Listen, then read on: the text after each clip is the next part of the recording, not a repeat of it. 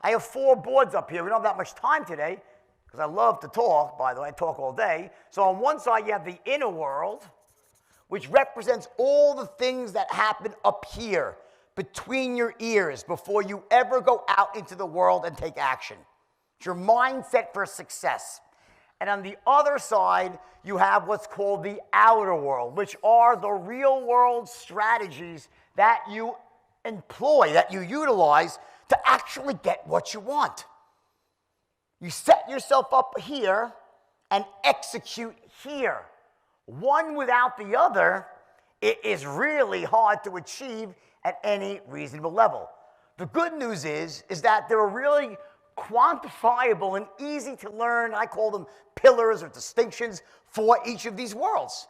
There are 4 on the inner world. 1, 2, 3, 4.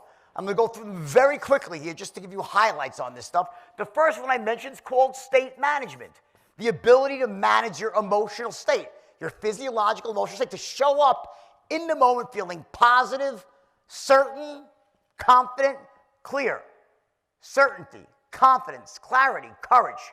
The 4 C's for selling.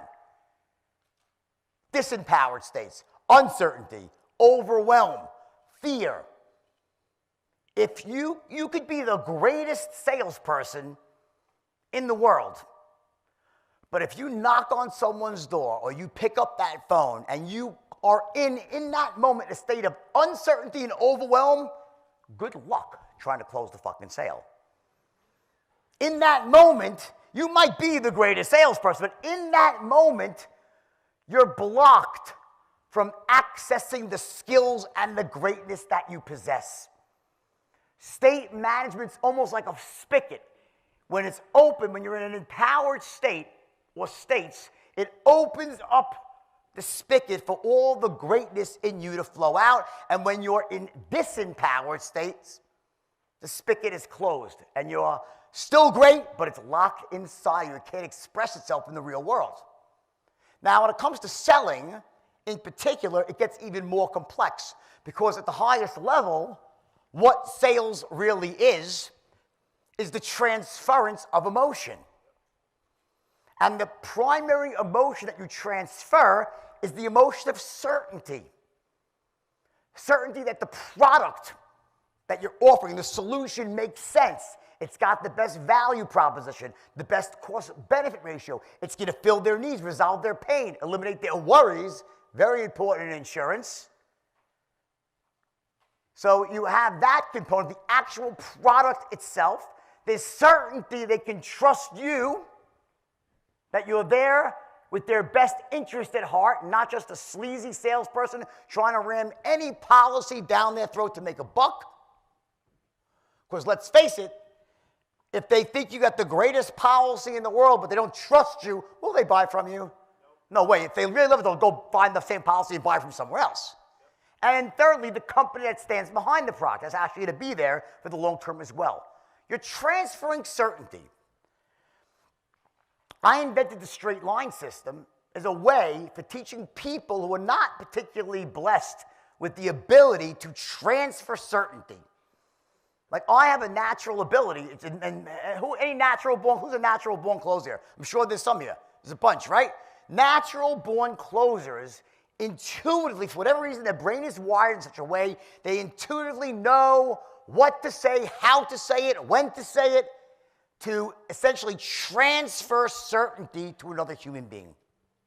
The straight line system allowed these young kids, and since then over the last 30 years, people all over the world to close in that same way, to transfer certainty.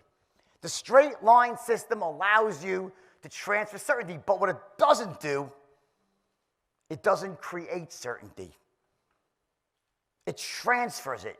Certainty is created by you.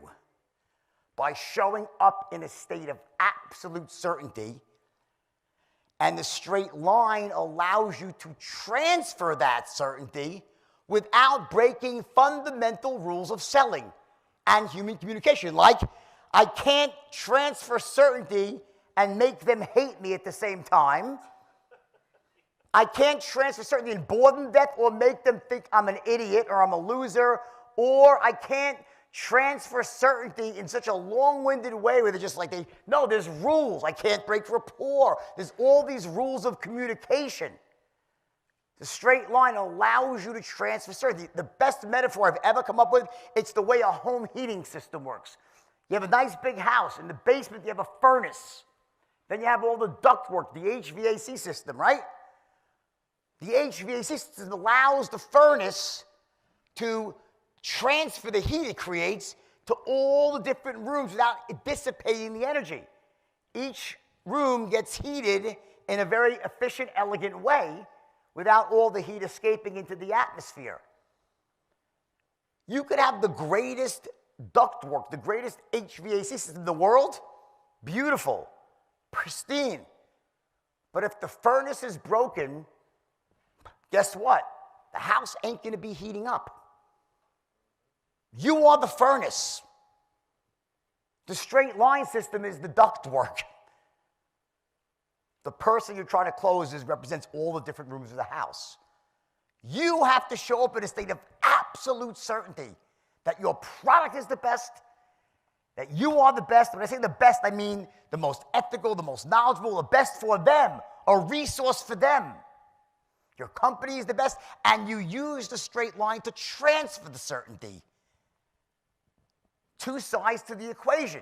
So state management is crucial. The second element here are called your beliefs. And I'll go quickly here. There are certain beliefs that lead us to success. We call them empowering beliefs.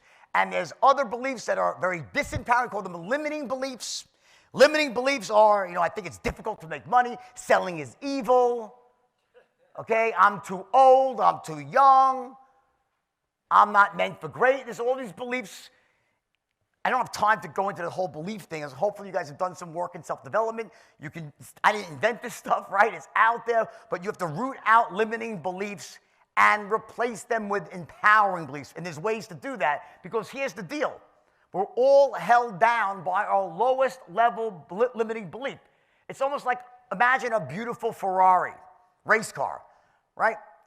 Cherry red chassis, beautiful sleek body, 500 horsepower engine or more, 12 cylinders, 4 valves per, capable of going 240 miles an hour. But if there's a governor on the engine stopping the flow of gas, I don't care how fast the car could go, it's not going over 55.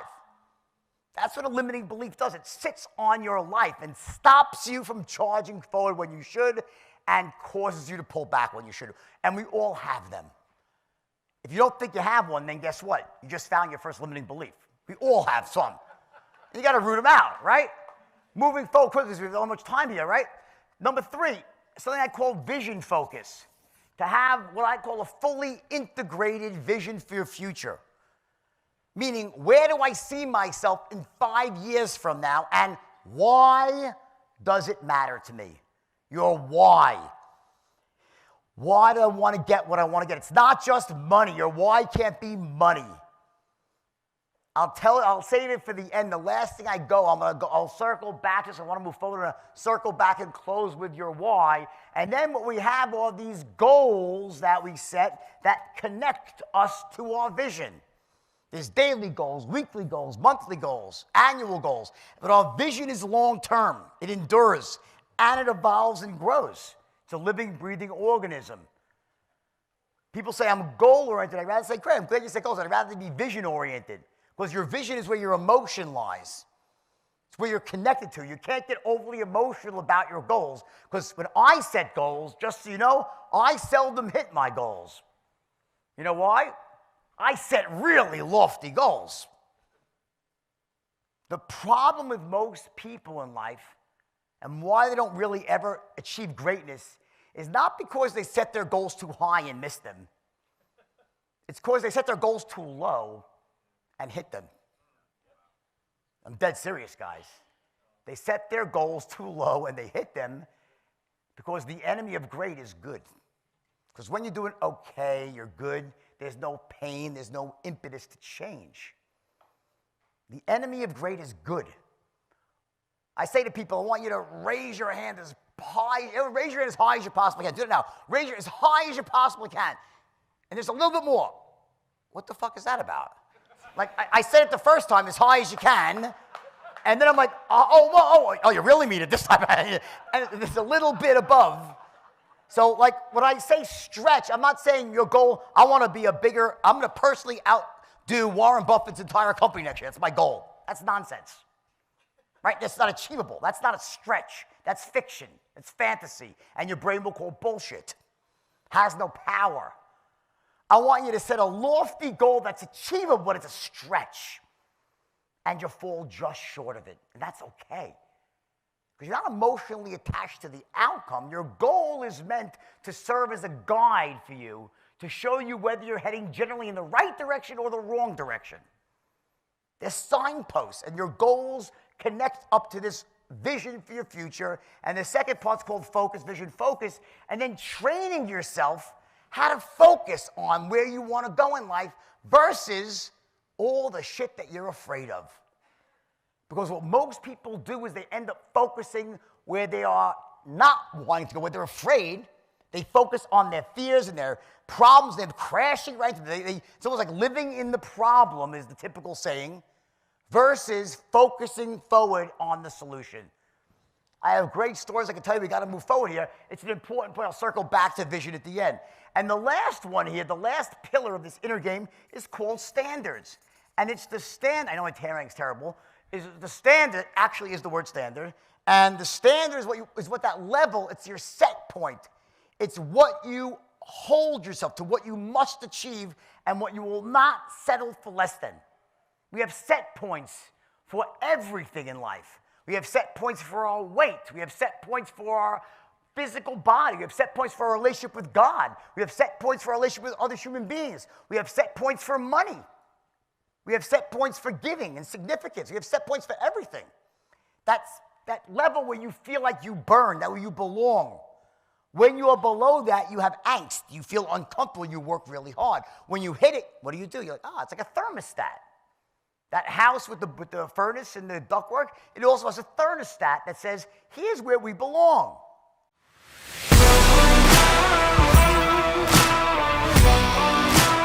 Are you tired of missing deals? Do you feel like you miss sales that you should be closing? Do you feel like leaving money on the table every time you talk to someone? My name's Cody Askins, and I'm excited on December 11th to spend the day with you and Coach Michael Bird on our Super Selling Masterclass. We're going to go through the sales process. How do you transition from one part of the process to the next? When you get to the close, what are the words you shouldn't be using? What are the phrases you should be using? And how do you keep from creating doubt in the customer's mind? If these are problems that you struggle with, we are going to make sure that you never struggle with them again. Super Selling Masterclass, December 11th. Coach Bird and I are going to walk through the sales system, the sales process, the sales cycle, and how you close more deals more often every single time. And I'm super excited to spend time with you on December 11th. So make sure that we see you on December 11th.